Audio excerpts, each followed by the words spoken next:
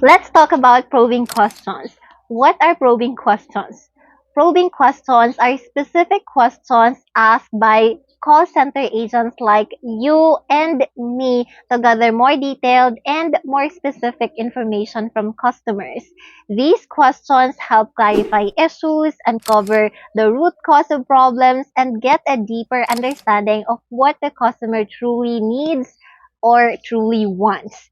So today I'll be sharing with you at least 20 probing question prompts to guide you in coming up with your own probing questions when taking in calls. So sabi nga nila, never assume unless stated. So feeling ko applicable to dito sa pagpuprobe kasi you need to ask further questions, you need to clarify things, you need to follow up if what you understand is correct because it's really not right to assume without asking questions. So, yes, this is a video suggestion coming from Mr. Harvey Dino. Shout out to you, sir. I hope that you get to watch this video. Let's begin. Let's start with probing question number one. Can you tell me more about what happens when you blank? For example, can you tell me more about what happens when you log into your account? Can you tell me more about what happens when you go to this page? And etc. Basically, this question is asked to gain more information from the caller or to gain more clarity about what the issue is all about.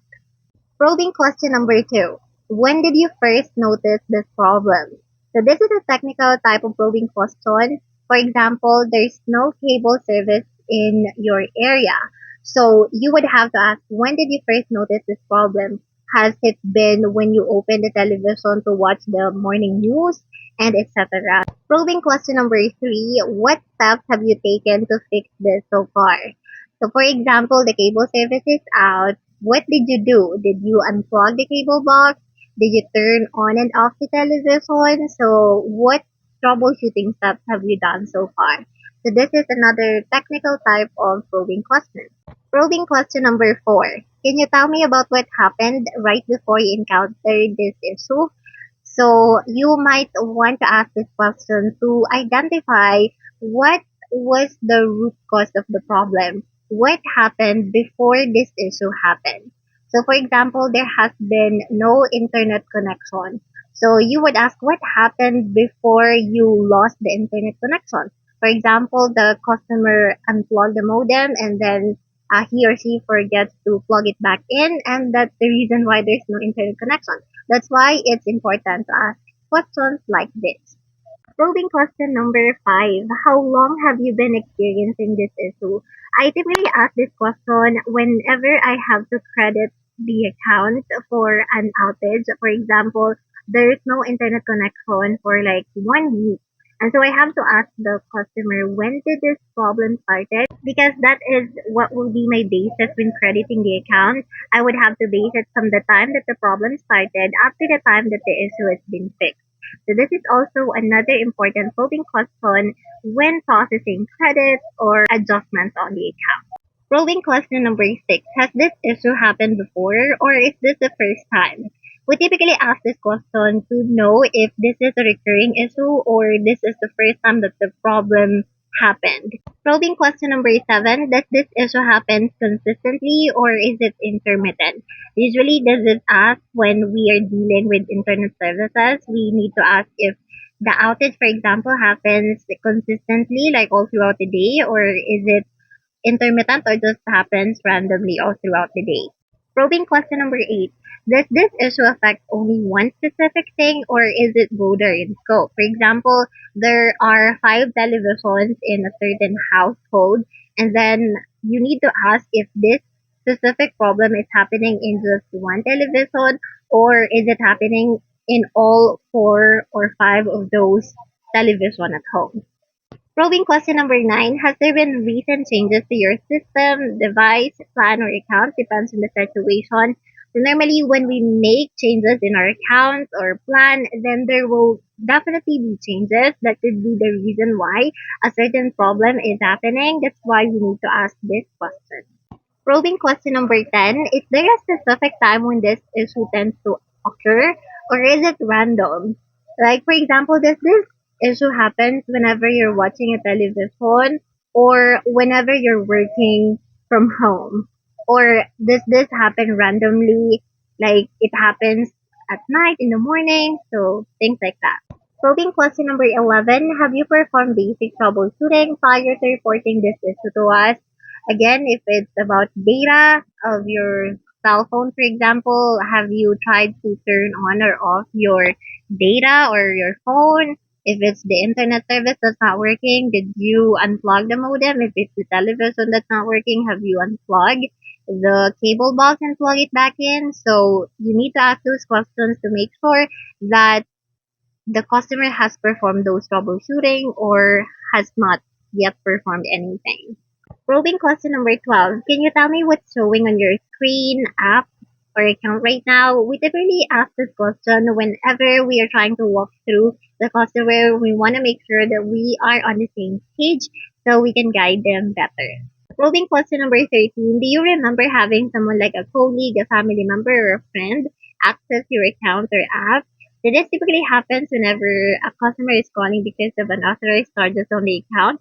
So this is asked to make sure that someone that is close to him or her made this transaction on the account without his or her consent. Probing question number 14, could you explain in detail what exactly happened prior to experiencing this issue? I think I mentioned this already. So I'll replace this with, could you tell me if there is an error message that you see popping up on your screen? So that's also a typical probing question you get to ask. Probing question number 15. Allow me to understand what you meant better. Can you elaborate further? So when you ask to elaborate the situation or what exactly happened, you're trying to understand what exactly happened if it is kind of unclear to you before providing any resolution to the customer. Now let's proceed to probing question number 16.